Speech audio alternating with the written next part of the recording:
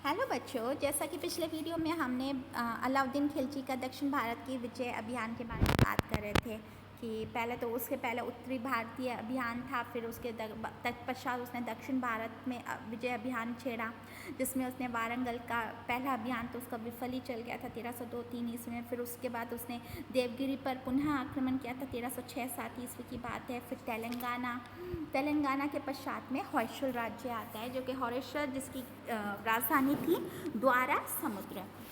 1310 ईस्वी में ही सुल्तान अलाउद्दीन ने होयसल राज्य पर आक्रमण करने का विचार किया और उस वर्ष के नवंबर माह में मलिक काफूर को एक विशाल सेना के साथ भेजा गया। इन दिनों होयसल राज्य पर वीर बल्लाल तृतीय का शासन था। कौन था? वीर बल्लाल तृतीय। और उसकी राजधानी द्वारा समुद्र अपनी समृद्धि के लिए प्रसिद्ध थी। देवगिरी में विश्राम करने तथा वापसी मार्ग की सुरक्षा का ठोस इंतजाम करने के बाद काफूर द्वारा समुद्र की तरफ बढ़ा।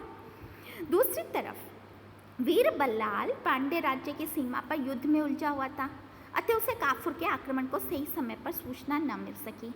काफूर ने द्वारा समुद्र को घेर लिया।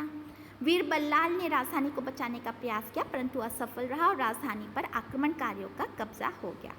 मुस्लिम सेना ने नगर के भव्य एवं समृद्ध मंदिरों तथा नागरिकों को जी भर लूटा। विवश होकर बल्लाल को संधि करनी पड़ी। संधि के अनुसार उसे युद्ध का भारी हर्जाना चुकाना पड़ा और सुल्तान की अधीनता स्वीकार करनी पड़ी और वार्षिक कर चुकाने का वचन देना पड़ा। अब आते हैं पांडे राज्य के। पांडे, जो कि हमने शुरुआत में देखा था कि उसका कहाँ पे है, ये सुदूर दक्षिण में, और पांडे की कैपिटल राजधानी थी मदुरै। द्वारा समुद्र से काफूर ने सुदूर दक्षिण के अंतिम राज्य पांडे की तरफ कूच किया। इन दिनों पांडे के सिंहासन के लिए वीर पांडे और सुंदर पांडे नामक दो भाइयों में गृह युद्ध चल रहा था। वीर पांडे और सुंदर पांडे, सिविल वॉर चल रहा था। कुछ विद्वानों को मानना है कि सुंदर पांडे ने काफूर से सहायता की याचना की थी। जो भी कारण रहा हो, काफूर ने राजधानी मदुरा पर आक्रमण कर उस पर अधिकार कर लिया। वीर पांडे ने सम्मुख युद्ध के स्थान पर छापामार युद्ध पद्धति के माध्यम से शत्रु से संघर्ष जारी रखा। काफूर ने काफी दिनों तक उसका पीछा किया, परंतु वह वीर पांडे को पकड़ने में असफल रहा। परंतु इस भाग दौड़ में उसे मार्ग में पड़ने वाले मंदिरों की लूट से अपार धन अवश्य मिला। अंत में वह दिल्ली लौट गया।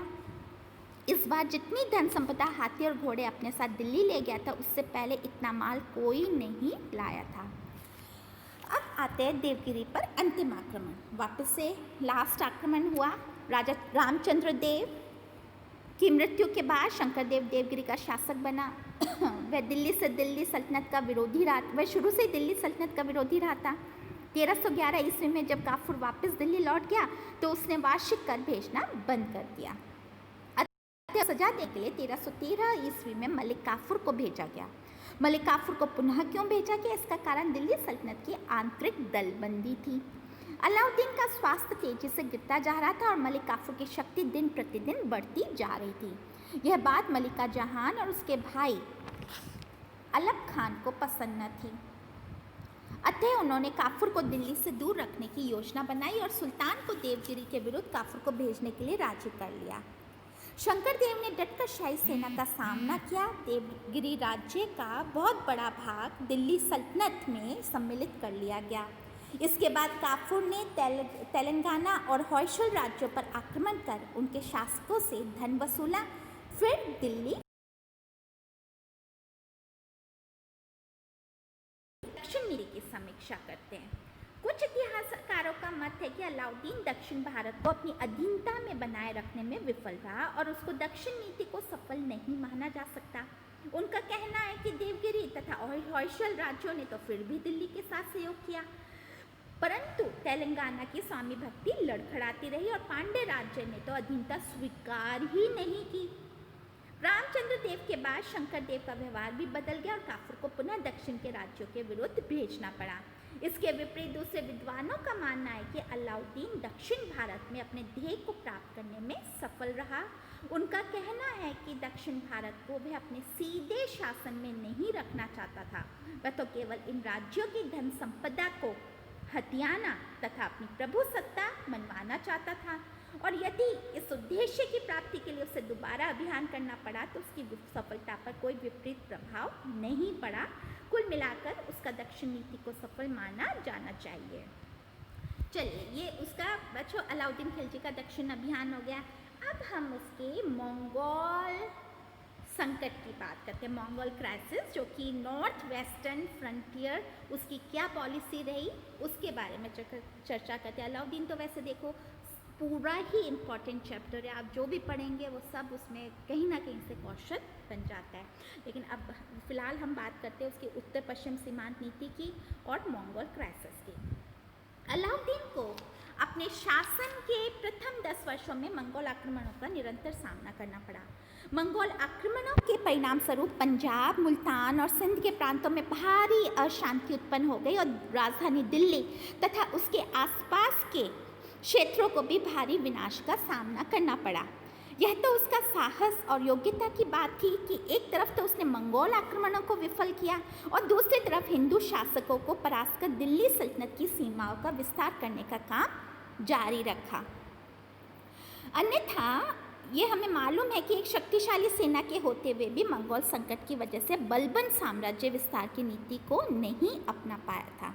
चलिए, अब मंगोल जो संकट था, मंगोल आक्रमण हुए थे, वो पहला आक्रमण कब था? सिंहासन पर बैठने के कुछ महीनों बाद ही अलाउद्दीन को पहले आक्रमण का सामना करना पड़ा। 1296 ईस्वी में कादर के नेतृत्व में मंगोलों ने भारत पर आक्रमण कर दिया। किसके नेतृत्व में? कादर के। दिल्ली से जफर खान और अन्य अमीरों के साथ एक शक्तिशाली सेना भेजी गई, जिसने जालंधर के निकट मंगोलों को पूरी तरह से पराजित कर वापस खदेड़ दिया। जिसमें पहला जो आक्रमण हुआ मंगोलों का वो 1296 ईस्वी में ही हो गया था, जिसका नेतृत्व कादर खान कर रहा था और उसको जो दिल्ली से जो जफर खान और अन्य अमीरों ने उनको पराजित किया। फिर दूसरा आक्रमण आता है जो कि 1297 में ईस्वी में देवा और साल्डी के नेतृत्व में, पहला कादर के नेतृत्व में, दूसरा देवा और साल्डी के नेतृत्व में मंगोलों ने पुनः आक्रमण किया। इस बार मंगोलों ने सीरी के किले पर अधिकार कर लिया। जफर खान ने प्रत्याक्रमण कर सीरी का किला जीत लिया, मंगोलों को पराजित कर खदेड़ दिया गया और लगभग 2000 मंगोलों को उनके सेना नेता सहित बंदी बनाकर दिल्ली भेज दिया। जफर खान की विजयों ने उसे लोकप्रिय बना दिया, परंतु अलाउद्दीन और उसके भाई उलुग खान को जफर खान से जलन पैदा हो गई।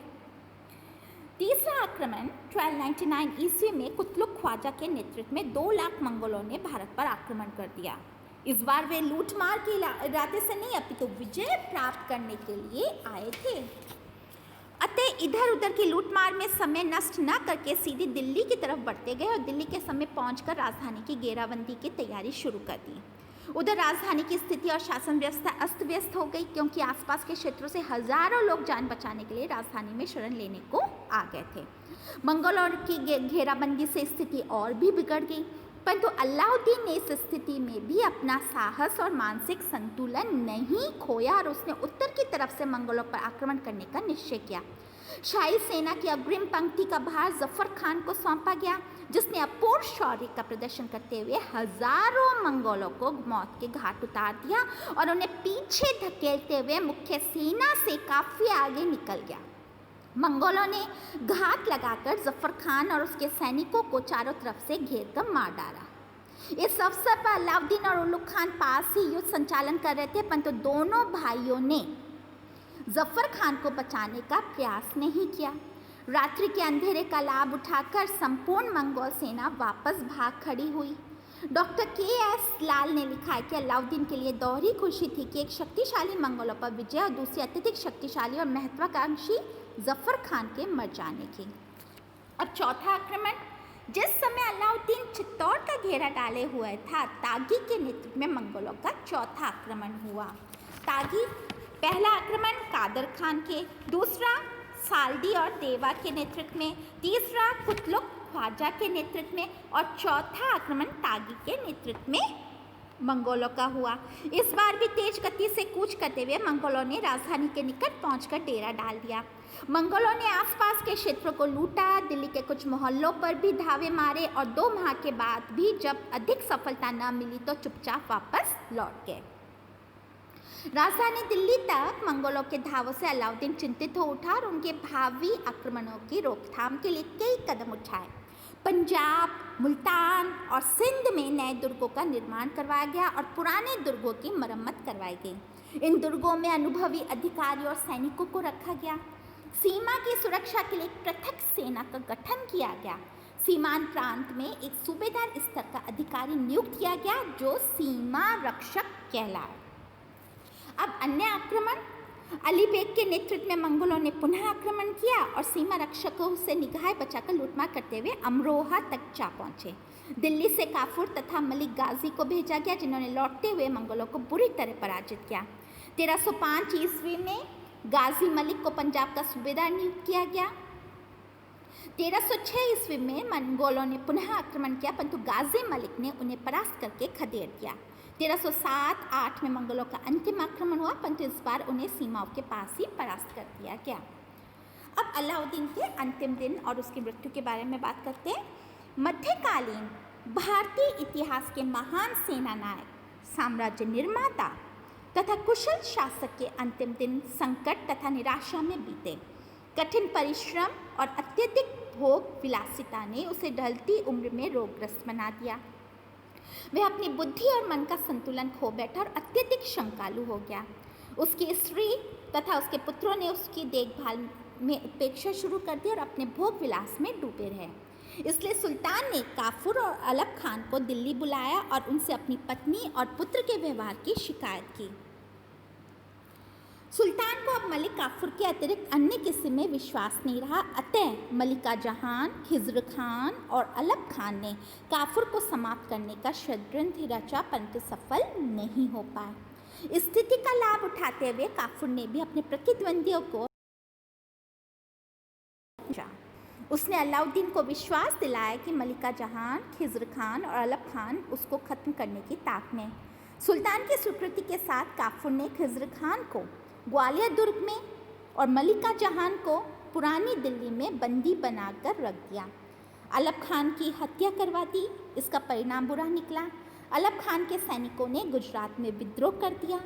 चित्तौड़ के राणा हम्मीर ने स्वतंत्रता की घोषणा कर दी और देवगिरी में हरपाल देव ने मुस्लिम सेना को खदेड़कर स्वतंत्रता की घोषणा कर दी।